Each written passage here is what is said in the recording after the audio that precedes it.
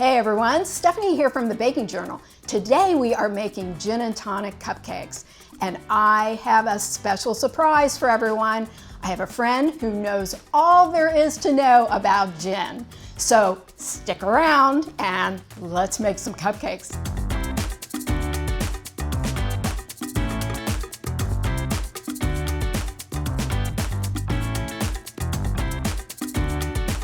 Hey everyone, as promised, here is AJ. Hi Stephanie, hi.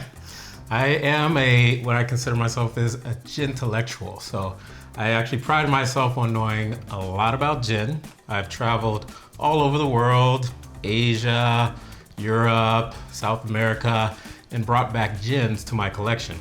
And the interesting thing about gin is it really starts as vodka without any flavors, and then they add the botanicals to them. And then depending on where you get those botanicals, it's gonna be totally different, that flavor of gin.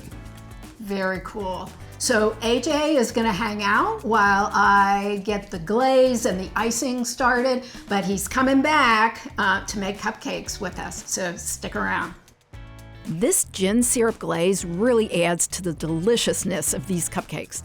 I'm combining sugar, a little gin, and elderflower tonic.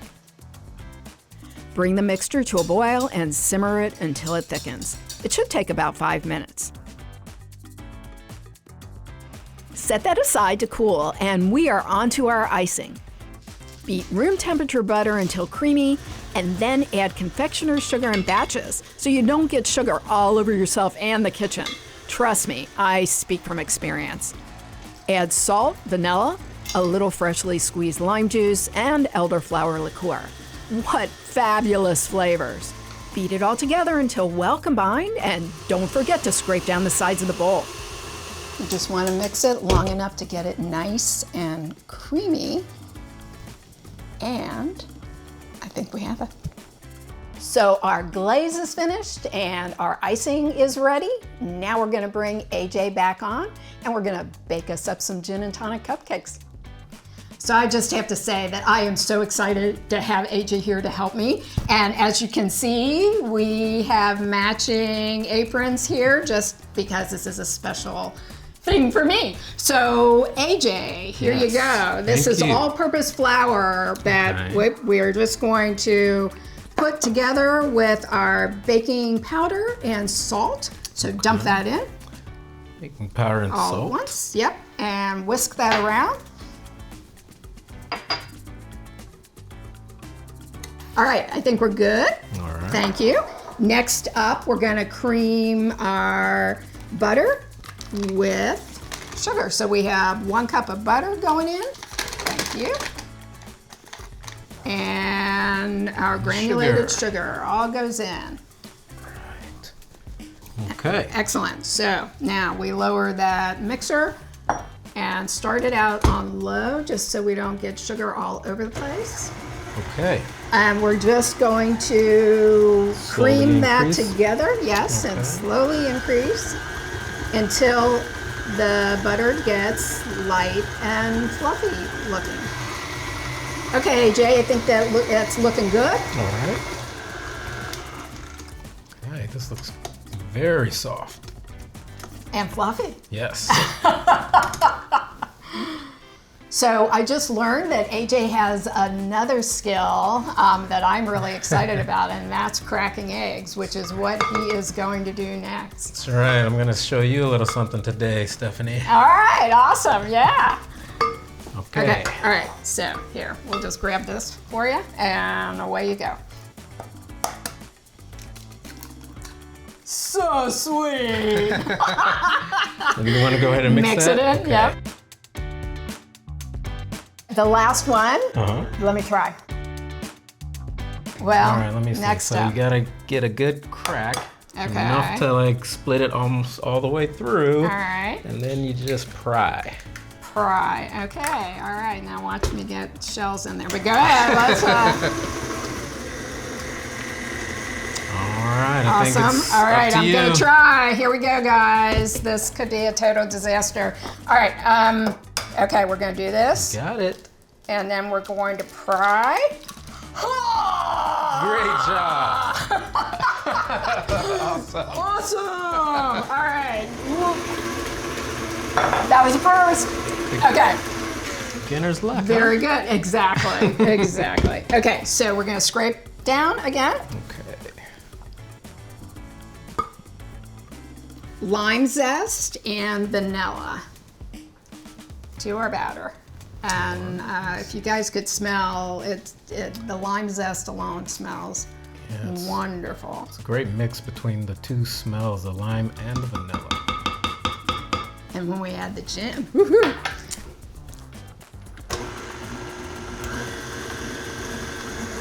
Perfect, we're good. So now the gin that we are using today for our gin and tonic cupcakes comes from OTR Stillhouse, which is local here in Cincinnati. So there's a shout out, thank you very much for supplying us the gin today. And we are using their glacial gin, which they make in-house.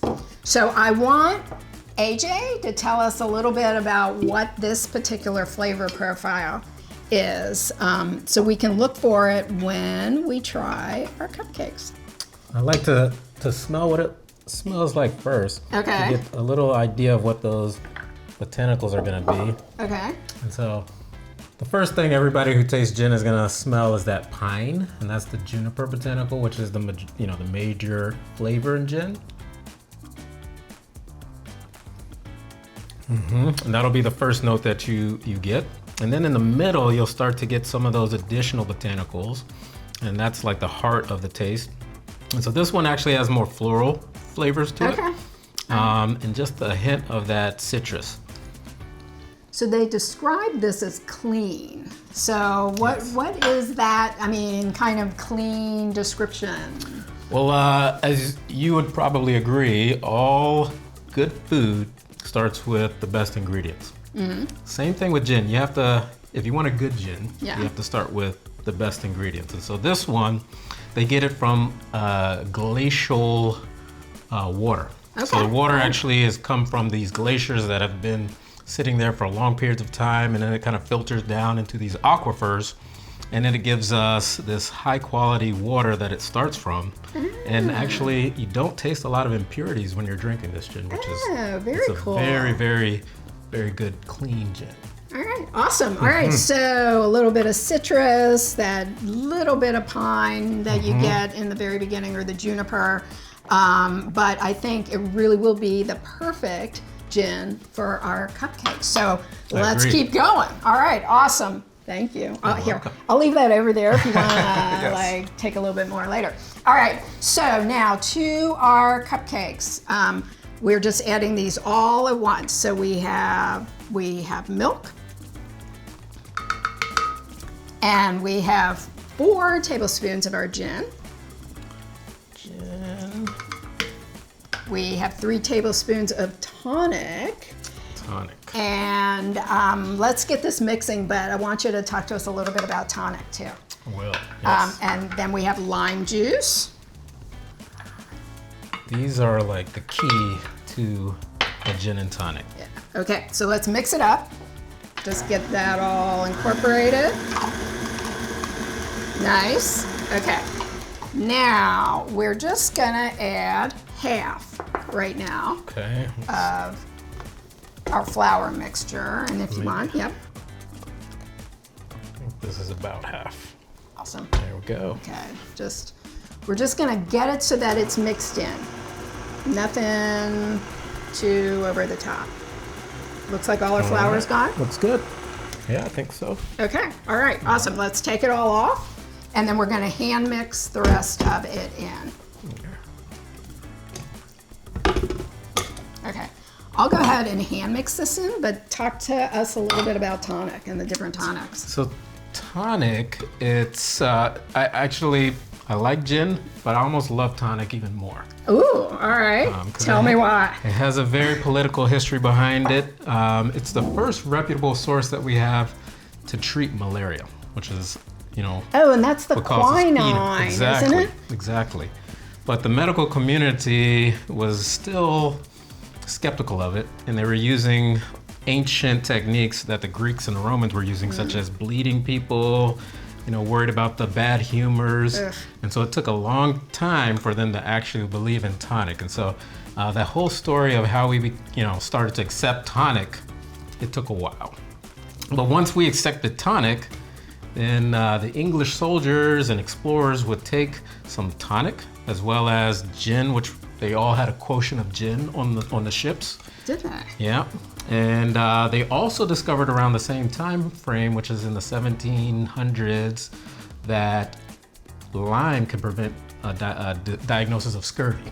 Wow. Yeah. Yeah. So some of the other countries would call them limeys, Yeah. The British soldiers, True. limeys. Yeah. Wow.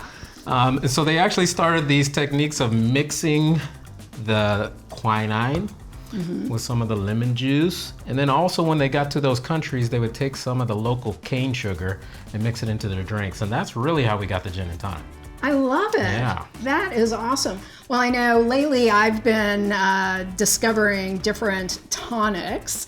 And certainly, I mean, I have a favorite, which is an elderflower tonic. But there is now, I have found a Mediterranean tonic. Yes. Which definitely has more citrus notes in it. So just so many things to learn, and who knew that the tonic is probably more medicinal than the gin. It's actually something that we started doing to actually prevent disease, and now we do it recreationally. Yes, well, hey. I certainly will credit my gin and tonics to medicinal use. So you guys, what we're gonna do now is we're just gonna scoop this batter into our already prepared cupcake liners. We're gonna stick it into the oven, which we preheated to 350 degrees, and we'll then show you how to glaze them and get them all decorated.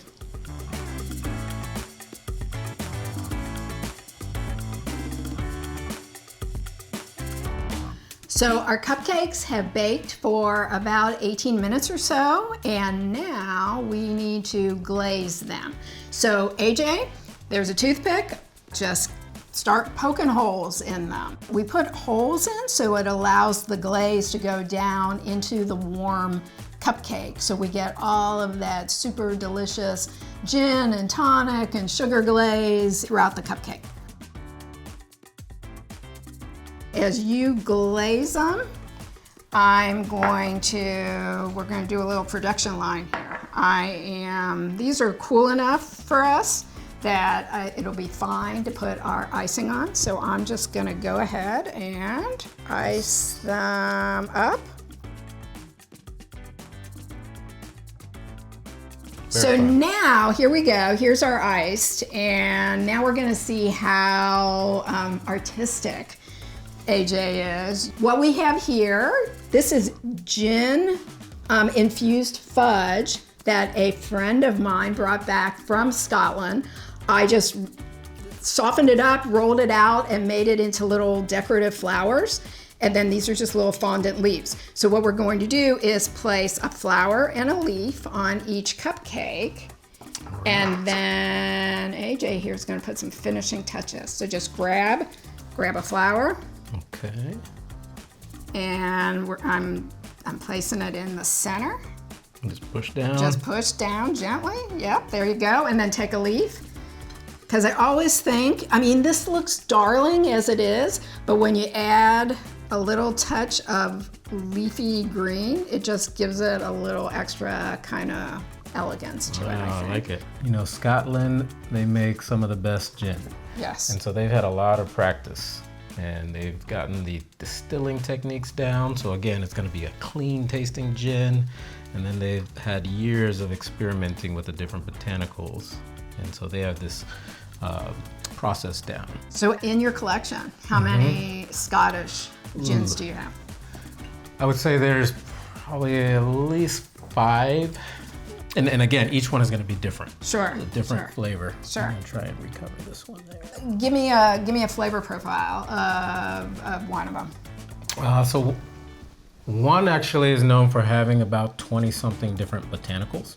So, oh my gosh. Yes. So it actually has the citrus notes, it has the floral notes, but then if you sip on it neatly, you may even be able to detect some other notes, such as like some herbal, earthy notes as well. Ooh. Yeah. So it's almost like, I mean, as you're describing it, it makes me think of, when someone's describing wine, Exactly. right? All of the different flavor profiles that you can get in wine.